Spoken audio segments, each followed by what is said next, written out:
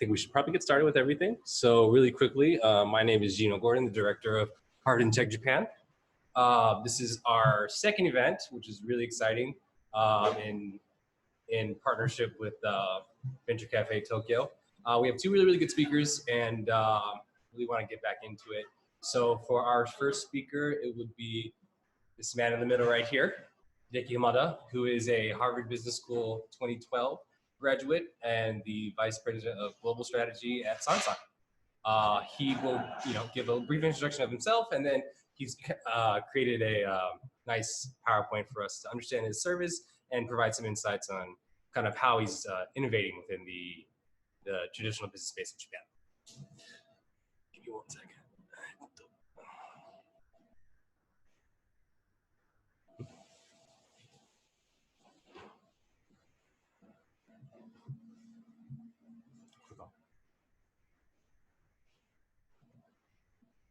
So we'll be sharing the PowerPoint just so everybody can see.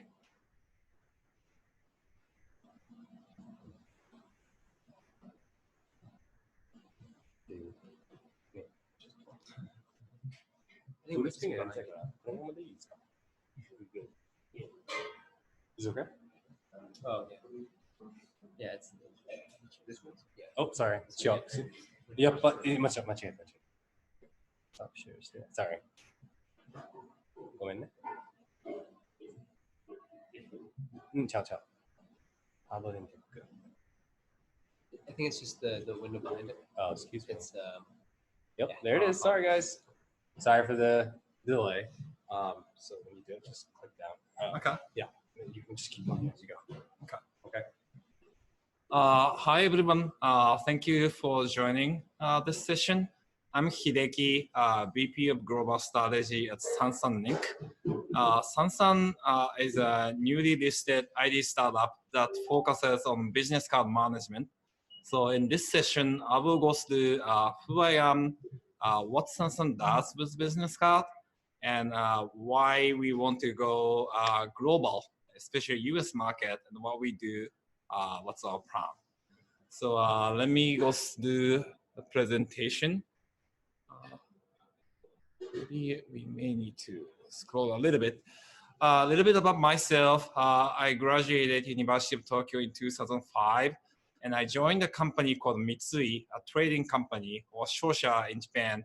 And I did a little bit, several biz dev and M&A works there.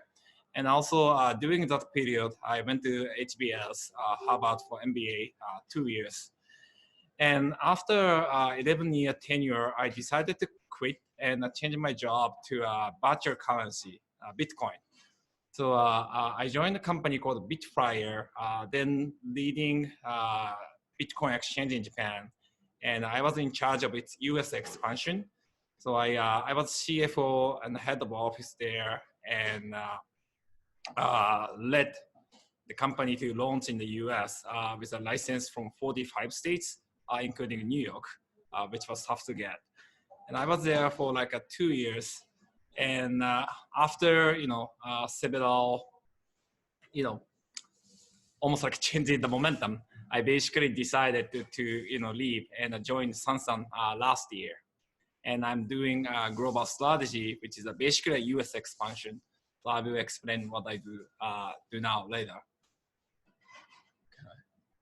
So let me explain what Sansan does. So Sansan is a name of a company as well as the name of product.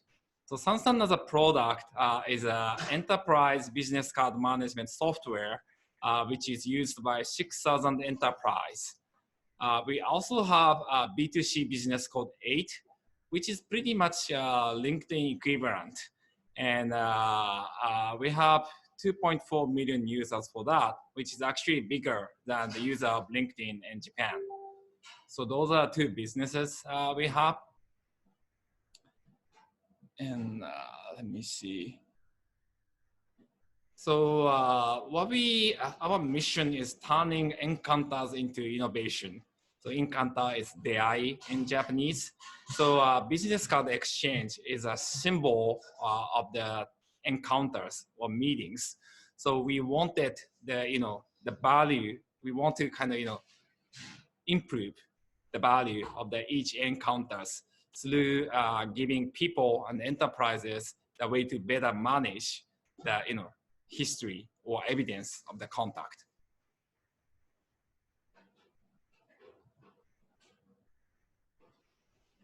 And a little bit about backend.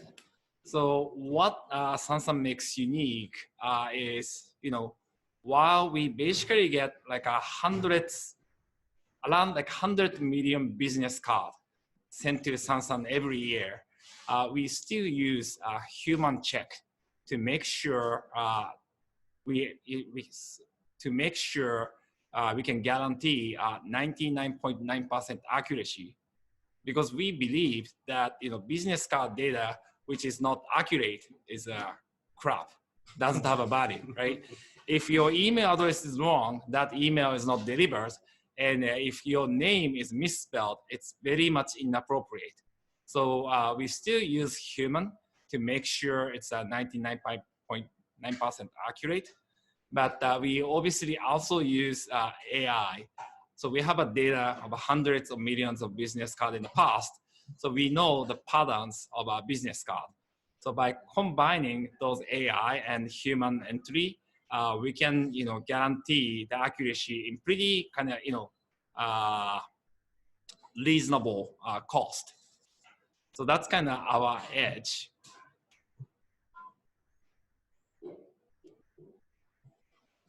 And we also do a little bit of value add on the data side. So on your right-hand side, what you see is customer data hub. And basically what we do is enrichment. So we have a big dictionary inside us, including our own data and the data we bought from the partners, like a Teikoku data bank. So with that, we basically have the most accurate and recent data of every Japanese company, and some for people as well. So we use that data to normalize, contact and account data for every company. So if you have, using CRM or ERP or financing accounting system, you have a lot of account data and people data as well. But in many cases, the data point, the company name in CRM and the company name in ERP accounting is is kind of sometimes duplicated or not in the exact same name. We call nakiwakare. So to kind of dedupe that, we use our system to make every data in the company kind of unified. That's kind of a unique technology we have. And another kind of cool technology, which may take a little time for you to understand. We have something called Sansan Labs, which we offer kind of beta product to our customer. And this is an example of what we offer, ABM dashboard. So ABM is account-based marketing, which is a kind of newer trend in the marketing, started like a few years before. So in ABM, basically this is a strategy to target enterprise customer. So when you sell a product to enterprise, you basically need to have a lot of touch points. So you need to touch, IT division, operation, strategy, and also you need to make sure you have a touch point against managers, staff, and very senior people. But to visualize and understand how much coverage we have is very difficult. And with Sansan's technology, we visualize this. So if you see that, you will see this thick blue is the area you cover well, and white one is the area you don't cover. And to enable that, we have a logic to kind of categorize each business card. Is this a business card of very senior person or junior person? And is this business card from sales department or marketing department? We have all logic behind that. So once you have business card in your system, we can easily create the mapping like this. So that's kind of what we have inside Sansan. And we also have open API ecosystem, which we link with other companies like Salesforce and Marketo. And we are kind of focusing on partnership this year. So sorry for Japanese article, but this is something we did, which is interesting. So now, when you scan business card in Sansan, we will tell you if that person or company is related with mafia. That's pretty important, right? You see the Yoshimoto thing, that dealing with 反社会的勢力, anti-social force is basically the killer for your business. And we have a partnership with a company called Refinitiv, which is basically a Thomson Reuters. And once you scan in, we will send the company information to Thomson Reuters, and we will tell you you can go ahead, or you stop communicating because it's related to mafia. That's what we can recently started to make this tool Sansan more useful to our customers. And thanks to all those efforts, we have basically 80% market share in Japan, and we have a lot of great customers using us. And a little bit about 8, which is an individual service. So you can actually use this app for free. We have more than 2 million users, and very similar to LinkedIn, but the difference is you don't need to ask for the connection. Once you scan the business card in, if the person on the business card also has an 8 card, you will be connected. So it's pretty simple, stress-free tool. Also, it's not too much related to recruiting. So even if you are on 8, you will not be seen as a like a job hunter, different from LinkedIn. So that's kind of what kind of made us successful in Japan. And we are basically the largest business SNS in Japan now.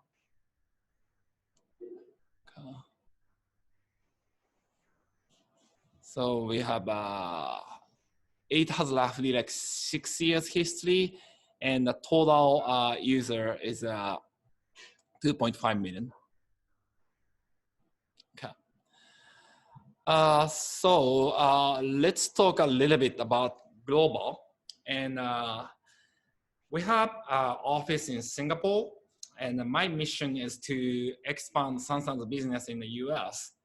And when I tell that to other people, basically response is only 2. Is there still business card in the US?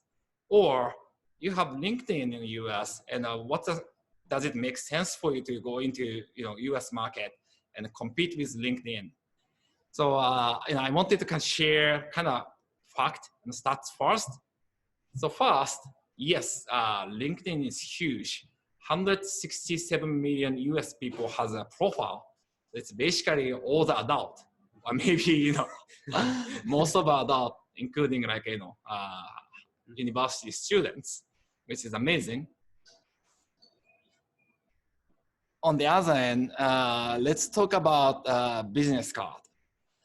So we did a little bit of study in Singapore, and in Singapore, people has on average like 900 business cards in average, and only 10% of them basically digitized, like type in the data, and the other 90% card is either discarded or in a Rolodex, and people don't share business card too much.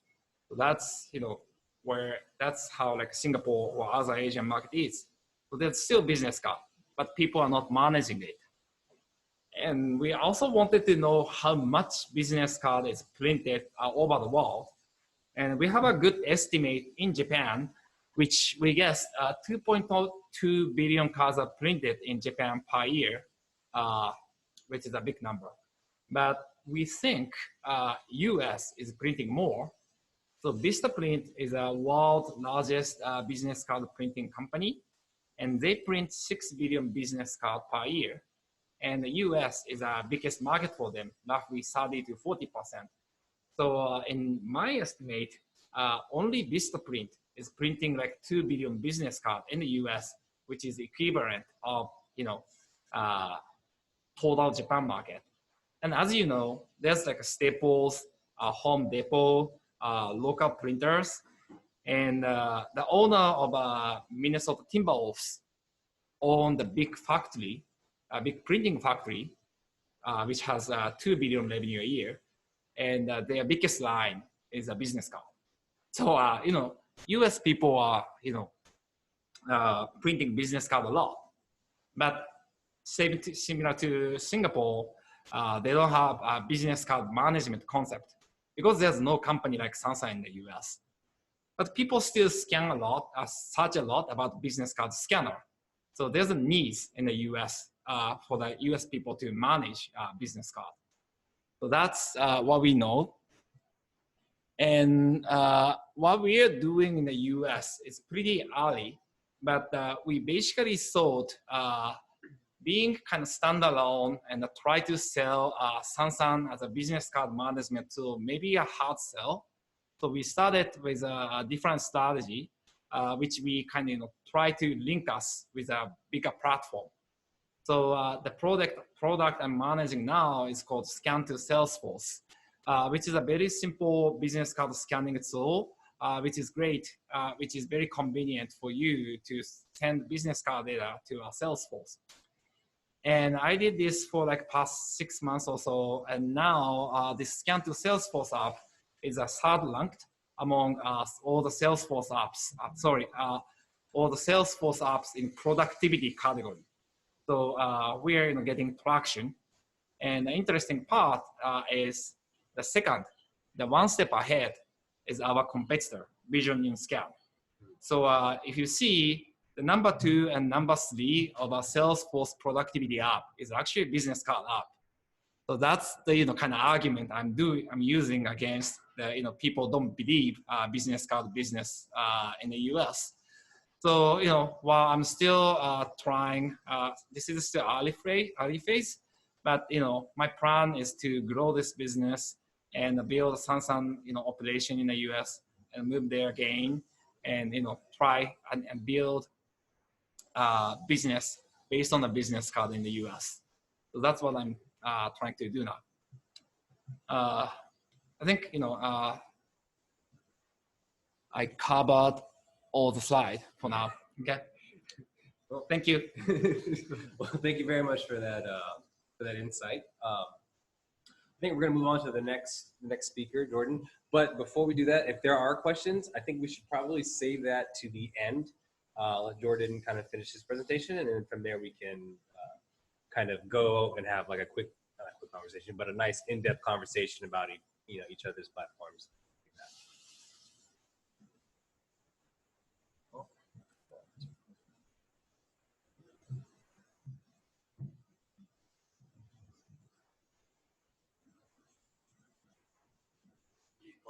I closed it. Yeah. Sorry.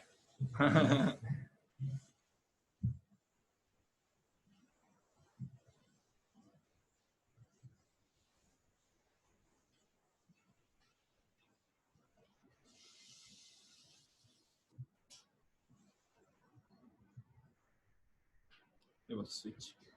Maybe that'll be easier. Yeah.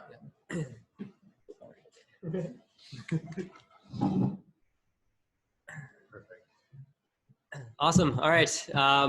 So to follow on from that, Zehitomo is miles apart from Sansan. Sansan is one of the most respected and kind of famous companies in Japan that just IPO'd in the last year, and so it was kind of great to hear a lot of that kind of story from somebody very accomplished.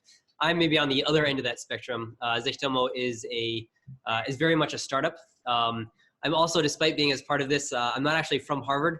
My CTO is from Harvard, Robert, and Robert Sherman, I think, future events and stuff, and when there's actual networking and stuff, it'd be great to connect with. But yeah, thank you guys for hosting this, and hopefully I'll just try to give you a little bit of insight in terms of what we're doing, what we've learned in this market, what's kind of special about Japan, and then I look forward to opening up to Q&A and just kind of having a kind of fun, engaging conversation as we can amongst the coronavirus situation remotely. So maybe if I can go into full screen, then yeah, that'll be easier. Cool. So in my slides are a little bit short and simpler, but I guess first, a little bit of a quick background for me before I go into the slides is I grew up in the States. I was born and raised in the US, in New York. Went to college in California. I studied computer science there. All my friends graduating from computer science went off to Silicon Valley. I was the weird one that decided to come and work in Japan, work in finance. And I worked in finance for around 8 years. First as an engineer, kind of building out electronic trading platforms in Asia on fixed income, then doing more of sales trading on the equity side. And then when my first daughter was born, I took some time off, realized that I love Japan. We have a house here. I'm married to a Japanese, 2 daughters now, but so many wonderful things in Japan, right? Best food in the world. It's clean, it's safe, it's convenient. The trains run on time. So many things I wouldn't want to change, but there's also some things that are really somewhat far behind. And for me as an engineer and as a problem solver, always trying to figure out how can I think engineers are inherently lazy, or at least I am, in the sense that you try to work really hard to automate things so that you can kind of enjoy them and not have to worry about them or do things that are mendokusai or kind of tedious. And so to me, living in Japan, one of the biggest opportunities was really around services. So in Japan, many people may know this, but Japan's economy, we're the third largest economy in the world, the second largest kind of developed economy, and within that, like 70 to 80% of Japan's economy is services, not manufacturing. So manufacturing productivity has been famous for some time, but Japan's overall productivity is worst among G7 because of services. And you think, well, Japan has wonderful, amazing services. There's a omotenashi, there's all sorts of, I love service in Japan. And the reality is that you have, millions of really talented freelancers, small, medium-sized businesses all across Japan, but they don't have actual, it's not a fair or transparent market, right? And so I'll just talk a little bit about, what I'm trying to change in Japan, and it was really kind of connected to, what I first thought as more of the consumer perspective. Wouldn't it be great if I could just hire somebody very easily? But realizing that it was much more of a bigger picture in terms of really changing the landscape for professionals in Japan. So I'll just kind of go into this a little bit. Zehitomo is a marketplace for local services. So we cover about 500 services nationwide in Japan. We have demand and supply in all 47 prefectures. This ranges everything from finding a personal trainer that kind of meets your needs to hiring a plumber or an electrician, or if you're going to have an event, if we still have events in the world post-coronavirus, hiring a photographer or a makeup artist or any of these different services that happen in person. So, until around 10 years ago, in Japan, there's something called town page, or the yellow pages in most countries. And generally the way it would work is if you needed something, you would look into the yellow pages and you would kind of find a professional and you would call them. You'd call them one by one and you'd, kind of compare prices and you'd ask somebody to do something. The reality is that now consumers don't use the yellow pages, right? It's gone from this big book to something very tiny. Business has shrunk dramatically, and everybody goes on Google now. Or some people in Japan still Yahoo, which uses Google's engine. And I think, Google's original idea of, bringing, information, making it transparent was wonderful, but it's really evolved into a little bit of a conflict with capitalism and recognizing now that many searches result in one page of full advertisements, right? And so when you search for something, you search for local service professional online, you're going to end up with the largest companies that can afford to pay ads because they're taking very large margins in between.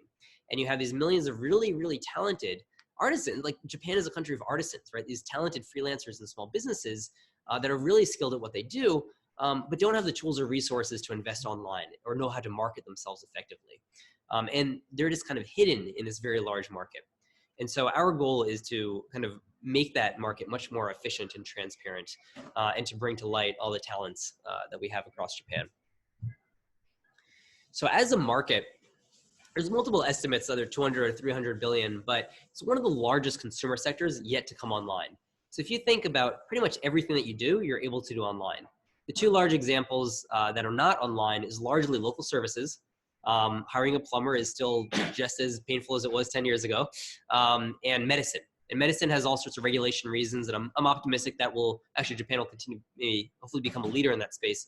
But what I'm focused on is, given I don't know much about medicine, is local services and just really all the talent that we have in Japan. So globally, there's actually many platforms that have started to address this, right? So in the States, you have multiple kind of platforms that are, multi-billion-dollar businesses. Yet, to be honest, none of them have really truly solved the market. Most people in the US still haven't even heard of a handful of these companies that are worth billions of dollars. And it's because it's really hard, right? Even in the US, 90% of the market is word of mouth. Hey, do you know somebody good who can take care of this? In Japan, it's a very different market from the US in the sense that consumers are somewhat similar, right? Consumers search for local service keywords at a similar rate as our kind of counterparts in the US do. That said, local service professionals haven't come online in Japan at nearly the rate they have in the US. So in the US, you had Craigslist, you had Yelp, you had these platforms that brought people online, and then you had these more vertical platforms or horizontal platforms on top of that to kind of specialize, the Craigslist unbundling era. So in Japan, we didn't have that. And the plumbers that we're talking to are still using fax machines. And so we're trying to help them, come online, say consumers are looking for you online. I guess it's a very different market from the rest of the world in that sense, just from the professional side.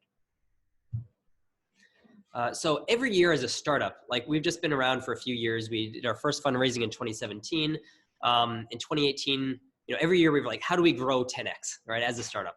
And first we focused on demand. Demand exploded. Then we're like, wow, supply hasn't kept up, and we focused on the supply side. And one thing that we've really learned is that in Japan, the finite resource is the supply side, right? When it comes to services productivity, when it comes to the labor, workforce decreasing, really you have these really talented professionals. And even though we started off as a bit more of a platform for the consumer to say, hey, let's get your job done, we realized that we're really changing the lives of these small businesses and these freelancers and these professionals across Japan. And we're primarily a platform for them. So the challenge, as I started to mention, is that consumers are searching online, but the pros are still on fax machines. And so this is the largest challenge that we currently face. Consumers search online, they come to Zehitomo, but how can we give them the information and get their job done?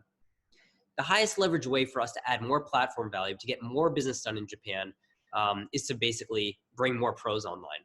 And it's a pretty straightforward value prop, right? Consumers are looking for you online, and you can get started for free with Zehitomo. The future that we imagine is much more of kind of the Amazon of services almost, right? Imagine if you had the millions of service professionals across Japan, their schedules were available, you had clear pricing, detailed profiles and histories of kind of their work, verified reviews, knowing what their certifications were. If we had this type of transparency and efficiency in the market, and we combine that with the power of AI, we could actually match you to exactly the right professional to get your job done for the right price for you and for them. I often compare local services, saying that it's closer to dating or recruiting than it is to e-commerce. And that's because you're matching custom and custom. But the difference is that in recruiting or dating, you have this X factor of love or culture fit. Whereas in services, in most cases, if you have at max 10 parameters, we can actually match those effectively and know based on all the data that we've compiled to date, who you're most likely to engage with, who you're most likely to have a good experience with and get the job done. So that's the future that we're trying to build out. Given we're an early stage startup, pretty much all we have is a team, right? We have a vision. We have a bit of traction, right? But I kind of feel like we're really just at the start line. Myself, as I mentioned, I'm an engineer by background, went through finance and sales and trading. My co-founder, James, was a professional poker player before becoming a JGB trader. CTO, Robert, who was Harvard, I guess has been in startups for around 15 years. Has started his own startups in both Boston, worked in Silicon Valley, and has been a great kind of building out our technology organization as a tech startup is probably one of the most important roles. And a lot of the other members on our team as well. I realized putting this together recently that actually all of our management team has experience starting a company before. And I think it's really hard to start a company. You learn a lot of things. Every year, I'm like, wow, now I know why kind of second or third time founders get this much kind of respect for the markets, et cetera. It's really hard, and I continue to learn a lot every day. So I'm really kind of lucky to be surrounded by other people that have gone through a lot of those experiences as we grow out and build together. So I won't go into detail, and I know this isn't a hiring channel, but just saying we are at the beginning of our journey. Anybody who would like to join us, we are hiring across the board from sales to product to HR to engineering. So please, yeah, feel free to reach out afterwards. If there was networking, it would be nice. We could exchange business cards on Sansan. I am on 8. Maybe find me there or on LinkedIn. But or find us on zehitomo.com/recruiting. So I look forward to kind of diving into more detail in the Q&A. Thank you. So much.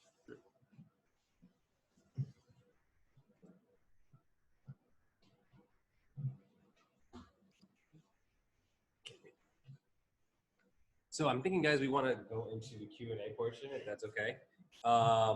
If you guys have any questions initially, please do in the chat box share it with us so we can answer them for you. For either person is fine. Hard questions, please. Nothing yet. Okay. How about this? I'll start with a couple questions because I have them prepared. Because I'm a curious fellow. Congratulations, yeah. Nice.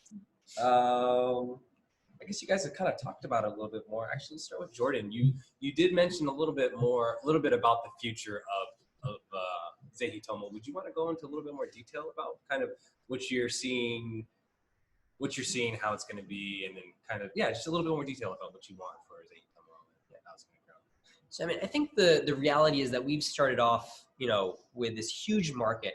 And there's so many different entry points into the market. Yep. There's so many different ways to build billion-dollar businesses in this market. You could have one vertical just in Tokyo that's a billion-dollar business. And yet we've taken this approach of kind of across 500 categories all across Japan. And I think, we're looking at this market for really how we can win in the long term. And I think there's lots of ways to kind of make money in this space, but really our goal is to solve the space. Yeah. And we recognize that it's really hard. And it's been really hard, and I've been fortunate to be connected to other kind of similar players that are doing similar businesses around the world. And everybody has very similar problems, right? Slightly different things unique to different demographics. But our goal is not just to kind of be our current platform, right? I think maybe what we are right now is perhaps 10 times better than the Yellow Pages. But our goal is to build something that's 100 times better. Yeah. And we just think that the current strategy that we have is the fastest way to go about adding value to professionals. And so, I believe a lot in this kind of 10x mindset. That I kind of touched upon earlier. But I think it's not that hard to kind of have a goal to 2x something or 3x something. I think you can add a lot more resources to it. You can kind of do a lot of Kaizen or improvements and stuff. But to 10x something is really, really hard. And you have to fundamentally kind of reshift the way that you think about something and change that. Yet when you can successfully 10x, everything else that you would have been doing becomes irrelevant. And so one of my mindsets is that it's almost like a waste of time to do something that is not focused on that 10x. Every moment that you're not focused on that, you're literally just hurting your chances of growing and hurting the amount of value that you can bring to the market. And given how large this market is, given that we have the potential to grow 10x year on year, for multiple years coming out, it's we just want to do as much as we can to solve this market, right? To bring efficiency, and it's really hard. And so for us, it's like, we're not like a large profitable company at this point, right? We have a vision and a detailed product strategy for how we're going to get there and how we're going to add value to professionals, how we're going to help them come online. Part of it is almost kind of, reminds me of maybe the Netflix strategy back in the day where, they had this vision of, streaming video, right? But internet speeds weren't up to par in most cases. You didn't have a lot of that content, and so they had to go offline into DVDs to help bring to kind of educate the market and help kind of provide those answers. And so even if we're a tech company, at the moment we're actually honestly quite sales and success heavy. Because we have to help kind of understand the local needs and help bring people online such that there can be that much more value for everybody. Well, you answered quite a few questions that I was actually going to answer. But being need focused is, definitely a very important part of the equation. Hideki, I have a question for you. I'm going to still throw it over to you. Maybe similar question. Obviously, you have the insight of kind of helping Sansan grow into those international markets. Maybe you can go a little bit more deeper into the into your vision for long term, into more detail about what your future vision for Sansan is. Yeah, so we are expanding globally. The one reason we believe there's a market for business card management outside Japan is people are shying away from third-party data or data buying. There's a Europe, kind of privacy law called GDPR, and California started a new law called CCPA, which is basically GDPR equivalent. And with that, unless you get a clear consent from the customer or prospect, you cannot reach out to them. If you do that, it's violating a law. So, all the big enterprises kind of started to stop buying data from D&B, Zoomo.info, discover.org. So that's a big trend. And now people need to rely on first-party data. So that's why, inbound marketing like HubSpot is getting bigger, and the event business and webinar is getting bigger too. But, if you do event, especially a networking event or a small event, you always get the contact information in the form of business card. So you shall better manage it. And also, you have a lot of, relationship asset in business card. So,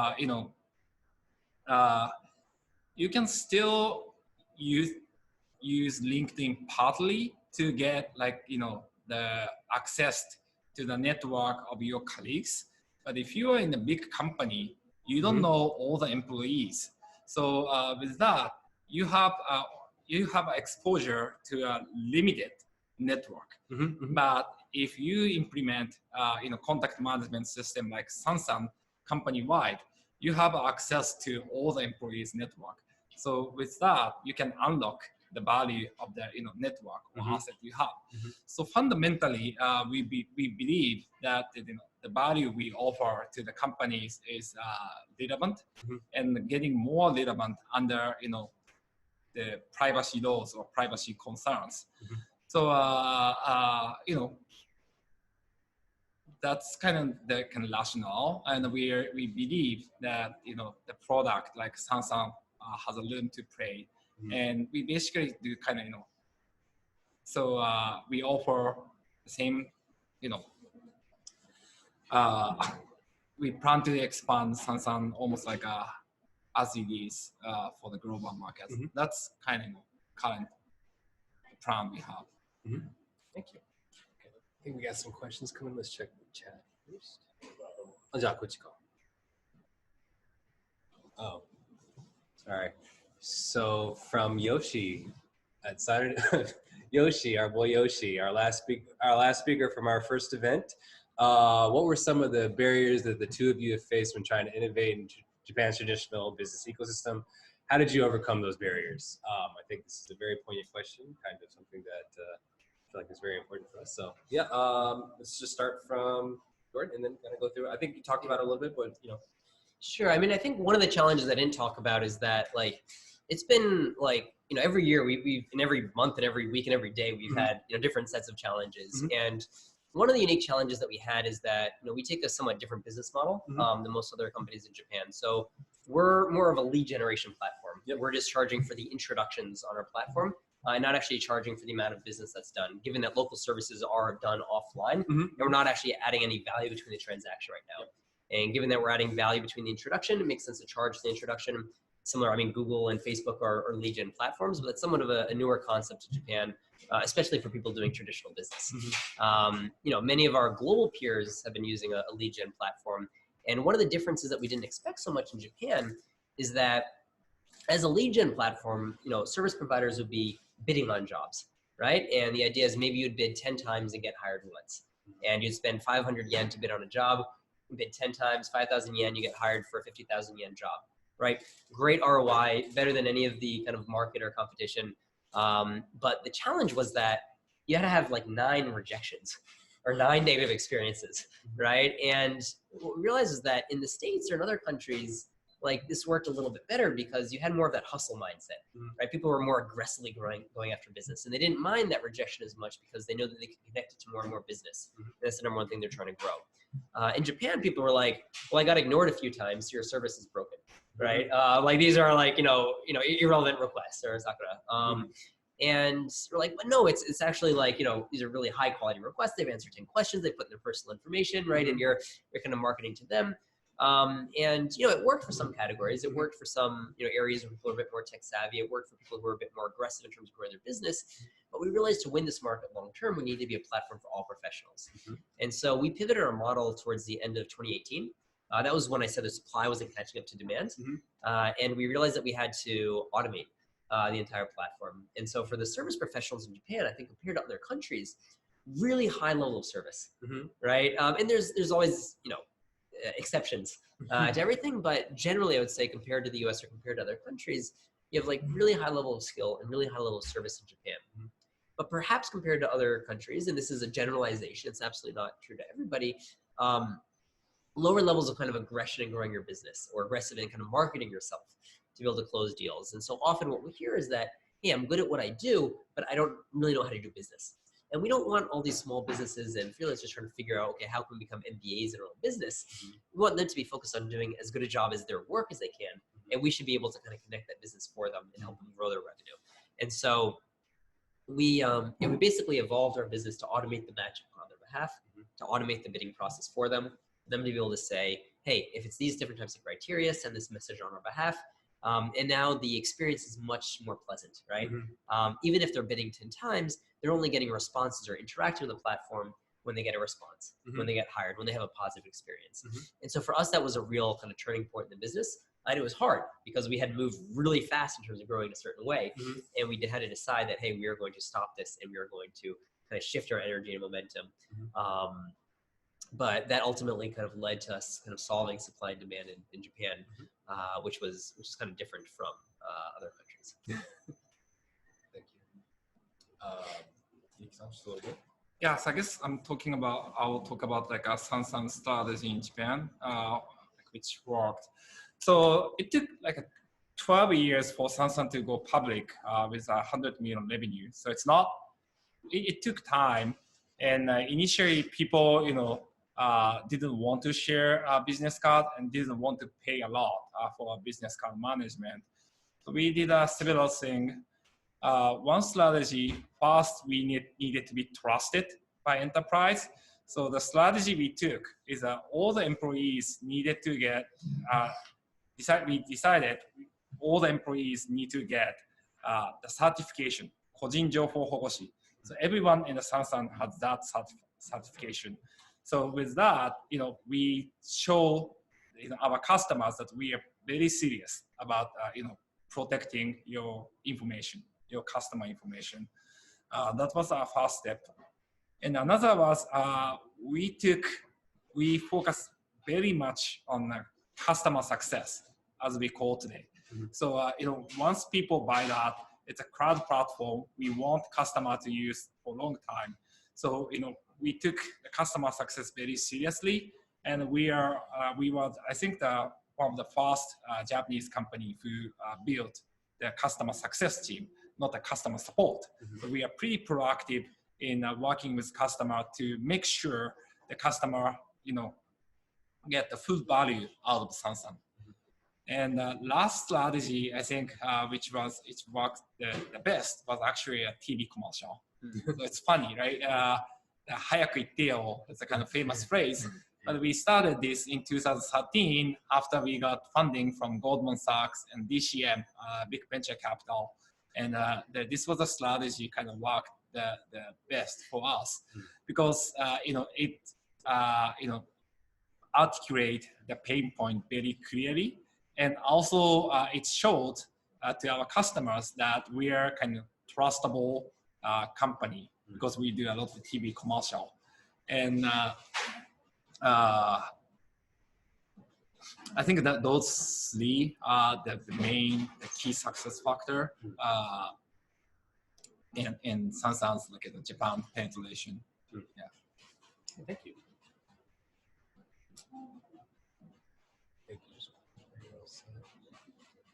And then, so we have one more from Jim Bartels. There was a slide where AI was written with certificates, etc. How are you planning to use AI? Yeah, go ahead. Yeah, sure. So thanks, Jim, for the question. To give a bit of background, one of the reasons I ended up studying computer science and moving to Japan was actually, since I was in high school, I was actually fascinated with AI. And I think back then it was didn't nearly, like machine learning wasn't a thing then. You didn't have, you know, the types of use cases you have today. But the race car, so to speak, for AI, right? The kind of most exciting kind of engaging ways to use it was in video games back, you know, kind of 20 years ago. And so my high school geeked out days were kind of trying to program AI in the algorithm for the video game that I was building on the computer I was building, right? Very basic stuff, but to me that was kind of fascinating. And the reason I went out to California, not on the didn't stay on the East Coast, is because actually USC had at the time the best video game programming in this kind of program in the nation, a lot of the industry connections and great weather. And so I ended up, you know, with the intention of kind of programming AI for the next generation video games, like kind of learning more about problem solving and realizing that I wanted to kind of solve bigger problems in the world. And that's what ended up led me into finance and other things. But that was my original connection with Japan as well. So just a little bit of background. The, you know, AI right today is very much a buzzword. And so I don't want to kind of use it to say, oh yes, we're just going to put AI into our technology. That said, I do fundamentally think that it is going to change and determine the course of the future of our business. We are not there yet. The first most natural way to apply it, and I think one of the more successful applications of AI in consumer tech, has been in consumer tech, where you have a lot of data, where you're able to do, Amazon or Rakuten is able to do effective recommendations for you. And so in our cases as well, what I was mentioning around kind of matching custom and custom, we capture 10 pieces of information from the consumer and lots of information from the professional. And so if you're looking for somebody to get a job done, like, do you need to have 100 search options? No, we should be able to tell you who you're most likely to engage with, who you're most likely to get the job done with. And that's what we do in our algorithm right now. It's not true AI. We use the data that we've collected to date to kind of implement factors and weight the professionals based on who you're most likely to engage with. The next step beyond that would be actually true AI, to use all the factors that we have and all the data that we're continuing to contain to actually say, hey, this is the best match for you. This is what the price should be. One click to get it done. And I think that there's kind of recommendation algorithms are a pretty proven approach within consumer technology. But beyond that, there's obviously a lot that we can do to help the pro close their business, to get more business done, for us to identify opportunities and saying, hey, if you're a personal trainer in this area, there's actually like a big supply and demand gap here. Why don't you learn this new skill? Or why don't, to empower our sales teams to be able to target the right people, et cetera. So I think like there's ways to apply it in every part of the business, but the short answer is the first area is our matching algorithm is kind of really core to what we're doing. And that would be the major area that we invest in first. Okay, well, we actually have one more question on Facebook from a Miss Jasmine. This is for both of you guys. It's called, while Japan is a strong business and technological culture, its reputation for entrepreneurial and startup support hasn't kept up with other mature markets. What do you find out to be the toughest challenges businesses face in pursuing digital transformation in Japan? Do you want to read it? We can. It's a pretty long one. Yeah. Yeah. If you guys take a second, it's fine. Sure. Maybe I'll start and you can add. But I think that, first of all, I think this is the best time and place to be doing a startup, right? Yeah, I think there's a tremendous amount of capital in the ecosystem. I think there's a lot of kind of things that are very advanced in Japan, but there's also a lot of things that are kind of still 20, 30 years, haven't really innovated on because they've been so great 20, 30 years ago. And so I think that, compared to the US, compared to other markets, there's not a lot of competition. There's a good amount of capital. There's very, smart talent base. And so it's great timing to do it. I think what's really missing is that the ecosystem is really in its infancy. And so I think, you go to Silicon Valley, and one of the reasons it's so successful is because you have, smart people attract other smart people, and they're going to build something, and everybody has equity. And when it becomes large, people can have meaningful exits, and they can have that operational experience that they've learned in terms of that hyper growth and that scale story. And then they can do that, and they can start their own company, right? And you have many people that kind of branch off and start their own companies, and they're smart and capable, and they attract other smart, capable people. And it's kind of been several kind of, like generations of that happening over the last kind of, since the Hewlett-Packard era, right? Like the last 20 years or so. And I think that Japan's ecosystem, well, there's a lot of talented people, but not many people with the actual startup experience. Not many people with that experience of how do you grow 10x year on year, right? And kind of driving that creativity and fueling that growth and that ambition. I think there's a lot of people that are excited about that idea of way of thinking, but there's a difference between thinking that's a wonderful way to think versus actually, I'm going to roll up my sleeves and try to figure out how to crash through that wall and get through to the other side, and knowing that it's going to be hard. And so I think that, I think we just need more kind of that operational experience in Japan, and more people that have done that and have kind of experienced that and going on to it.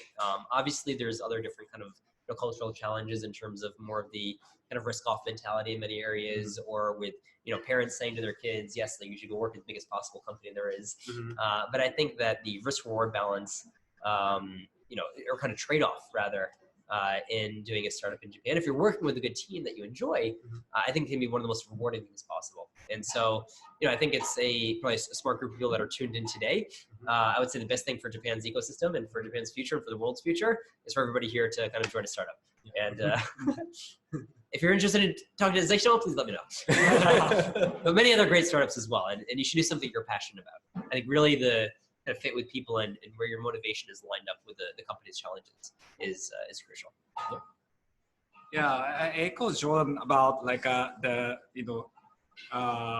insufficient supply of a startup people or startup experience people, and the one challenge I see is I think Japan shall have more startup experience people, plus some people, if those people who experience startup, frankly, if they get kind of richer, if they get some money from exit, they are more interested in doing another startup. But there's a challenge in Japan market, a smaller IPO market, a smaller M&A market, and also Japanese stock option is a little bit weird actually. It's kind of it cannot be vested for 2 years. Plus, for some reason, a lot of Japanese stock option will not really best until IPO. That's kind of a bad tradition, and I think those shall be changed. And with that, people is more incentivized to go to startup, and some people success in getting some seed money by themselves, and they start business. So that's kind of ideal scenario, and I think it's changing to a better direction, but may take a little time.